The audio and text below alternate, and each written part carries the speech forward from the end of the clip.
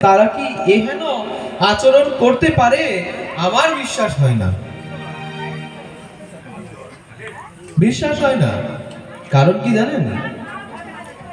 কারণ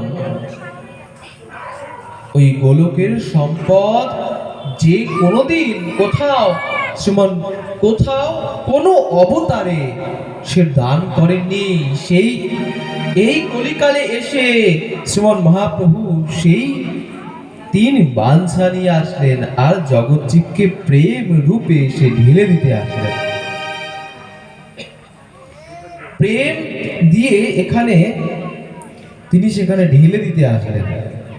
আর এই গৌরাঙ্গের এই ভূমিতে আমরা বসবাস করে যদি আমরা এই আহার আমরা যদি শুদ্ধ না করতে পারি, যদি আমাদের আচরণকে শুদ্ধ না করতে পারি, তাহলে ভাগবত কেবলমাত্র শোনাই সার। ভাগবত কেবলমাত্র শোনাই সার। কিরকম জানেন? ভাগবত শোনা আর শ্রবণ করার মধ্যে পার্থক্য আছে।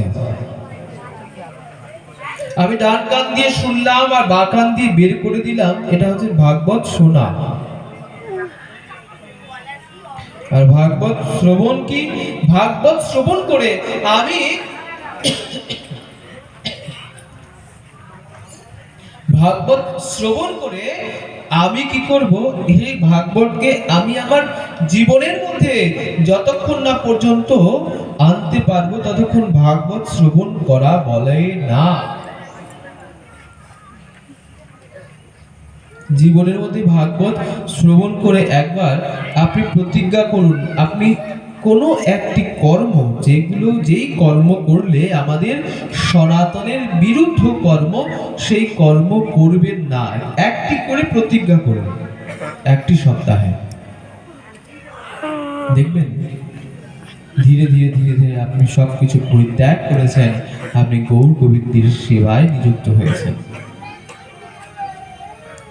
এই তো আর কয়েকদিন পরে এই নবদ্বীপ মাঝে, এই ভালুকাতেই কত সাধুরা, কত মহাজনগণ, কত ভজনানন্দী মায়েরা তারা আসবেন নবদ্বীপে পরিক্রমা করতে। আচ্ছা বলুন তো, এই নবদ্বীপে থেকে, নবদ্বীপে জন্মগ্রহণ করে আমি বা আপনি কি কোনোদিন এই নবদ্বীপ পরিক্রমা করেছি? নবদ্বীপের মধ্যে কয়টি দ্বীপ আছে জানি আমরা? হয়তো সেটিও জানি না।